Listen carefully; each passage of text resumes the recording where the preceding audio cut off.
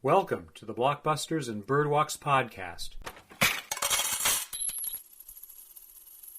I am the curator, Garrett Chaffin-Quiray. Quentin Tarantino's first masterwork, Pulp Fiction, from 1994, is a sight to behold and listen to. Its cast, amplified by nearly wall-to-wall pop songs like Jungle Boogie by Kool and the Gang and Son of a Preacher Man by Dusty Springfield, is all but guaranteed to perk up the first-time viewer. I am not that newbie. I saw Pulp Fiction opening weekend at a midnight show in October 1994, and I've seen it many times since, on screens big and small, alone and in groups, in my early adulthood and now in firm middle age. The shockwave it sent through the world of movies is real, and still being felt with all the permission it offered screenwriters, particularly in the shift away from linear stories and an obvious moral core that develops from the decisions of a clear protagonist. Perhaps the greatest influence of Pulp Fiction is its knowing, self-conscious connection with pre-existing art and entertainment that become the basis, through its example, for such works as Trainspotting and Boogie Nights. In fact, there can be no Breaking Bad without Pulp Fiction, but there is no Pulp Fiction without Kiss Me Deadly or Deliverance, among the many movies, TV shows, songs, and art references that Tarantino uses and acknowledges, no longer shy, about attempting absolute originality. For good or bad, Pulp Fiction also resurrected the mid-career slumps of John Travolta and Bruce Willis, accelerated the rise of Samuel L. Jackson, and confirmed the value of Ving Rhames, Tim Roth, and Uma Thurman when used in the right vehicle to showcase their unusual talents. The shabby chic of a Los Angeles-based criminal underworld is equally a gem of realist design meeting cinematic high concept. In the movie, we visit a nostalgic 50s diner and drive on boulevards filled with cars, but no people on the way to low-rise, stucco apartments. It's a love letter to a city made immortal by the entertainment industry, itself organized around the tropes of Pulp Fiction that turned real Los Angeles into real Los Angeles. And it's this fusion of false and true that makes the movie so important. Pulp Fiction is also a repulsive mess that alternately bores and surprises, and it's aged as a symptom of the time in which it was written and produced, the early 1990s. Told out of chronological order through 7 distinct chapters, the clearest story synopsis is: the son of a Vietnam War POW becomes a boxer who cheats a gangster and then reconciles his double dealing with the gangster to live happily ever after. The boxer is Butch Coolidge, Willis, and the gangster is Marcellus Wallace, Rhames. But the balance of the movie is consumed with side stories that trail Butch's double-cross and Wallace's efforts to murder him. Fans of the movie can recite its many one-liners. They call it a royale with cheese, whole tracts of well-performed monologues, Ezekiel 25:17, the Tarantino stamp of great conversation, any two-shot with Travolta and Jackson, and the unnerving constancy of pop cultural references, Correctamundo. The movie's script is a genuine pleasure to read, and its cast works wonders through turns of phrase. I do believe, Marcellus Wallace, my husband, your boss, told you to take me out and do whatever I wanted. The adoption of accents, again Travolta, and the overall impression that people behave according to core memories as much as they ever worry about a difficult boss or a demanding romantic partner, the gold watch. Here's the undigestible nut at the heart of the movie. Tarantino's white people are really comfortable with racist epithets, and his black people end up receiving the brunt of his most outrageous punishments while also being his best characters. In the latter half of Pulp Fiction, Tarantino appears on screen as Jimmy, a Confederate of Jules Winfield, Jackson, the reliable black hitman of Marcellus Wallace and a partner to white hitman Vincent Vega, Travolta. When Jules and Vincent need to cover up the accidental killing of a black man and dispose of his body, they turn to Jimmy, who accepts them with great anxiety because his black wife, Bonnie, Vanessa Valentino, seen only from behind in a fantasy sequence, will freak out if she sees this kind of gangster activity when she returns home from her graveyard shift as a nurse.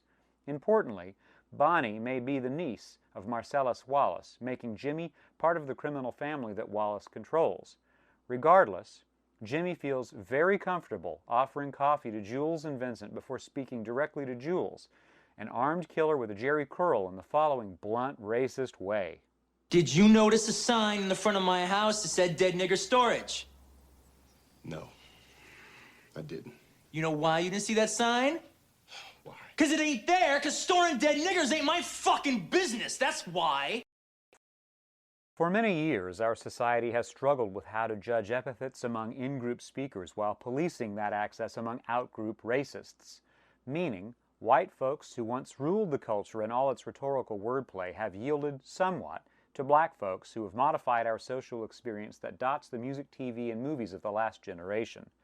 Political correctness coincides with this turn, changing behavioral signals to make everyone more aware of how common remarks and actions can hurt. Then a prominent white artist like Quentin Tarantino says, Niggers! In a blockbuster movie that earns many awards, including the Oscar for Best Original Screenplay, without receiving correction from on-screen characters and with only limited criticism. As someone who regurgitates favorite lines from movies, TV shows, and pop songs, and as someone aware of these influences on my personal behavior, I don't think Tarantino's Jimmy is allowed to say all the things he says. It's like Tarantino believes it is okay for white people to quote Jimmy in reverence for his extraordinarily celebrated movie. It's in the National Film Registry. The logical basis is that it's not racist to quote something so well known and highly regarded, and besides, a person can't exhibit bigotry against a group if they simultaneously express in-group connection, as Tarantino often does, along the lines of, I love black people, or I have lots of black friends. Plus, Tarantino is a terrible screen performer. He can't get through Jimmy's dialogue in a believable way, so the defense he's offered, the argument that his dialogue is actually very close to the way people talk when they're not on blast, rings false. Why do I say this? I'm white, and I do not use racial insults without reservation, this essay included. Through years of living in a racist society, I've become wary of how I can behave in a racist fashion if I use words indiscriminately, and this reticence to cause offense stands in opposition to many of the characters in Pulp Fiction. Then there is the pawn shop sequence, when Marcellus and Butch are overtaken by a trio of rednecks, Maynard, Dwayne Whitaker, Zed, Peter Green, and the Gimp, Stephen Hibbert. Marcellus and Butch are knocked out, ball-gagged and restrained, and then selected at random for punishment in the back room of the basement. In the event, Butch is lucky and escapes by killing the Gimp, but turns back after hearing Maynard and Zed rape Marcellus, whereupon Butch kills Maynard with a katana and stands over the disabled Zed, for whom Marcellus trades Butch's life. I'ma call a couple of hard pipe-hitting niggas to go to work on the homes here with a pair of pliers and a blowtorch. You hear me talking, hillbilly boy? I ain't through with you by a damn sight. I'ma get medieval on your ass. The complete horror of Pulp Fiction is, in this moment, revealed. Two-dimensional redneck ciphers violate black manhood because it is the basic design of a redneck cipher to do so. Yet the same black patriarch they use as a sexual trophy, and played by one very big, bald, profane, and menacing Ving Rhames, is equal to the task of avenging his humiliation with prolonged and justifiable homicide. We did just see him trussed and pantless. Is this moment emotionally rich? Yes, it is. But it's also disgusting.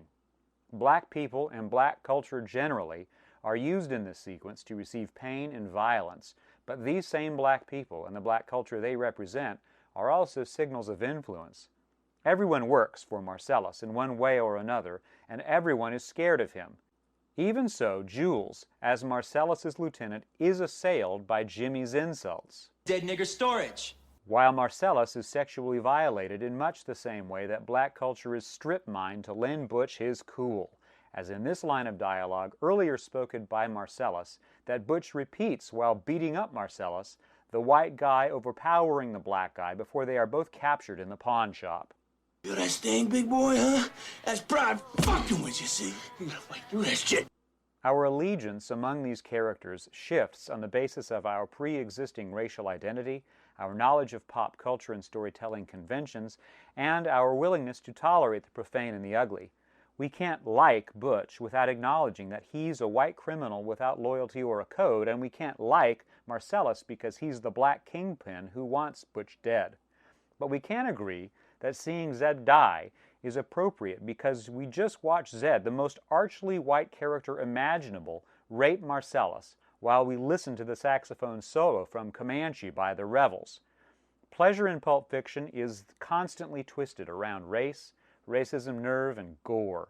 This middle-aged viewer maintains a continuous and high regard for Tarantino's ambition in this paradigm-shifting movie, although I now view its many celebrated successes as soulless and too blunt for comfort.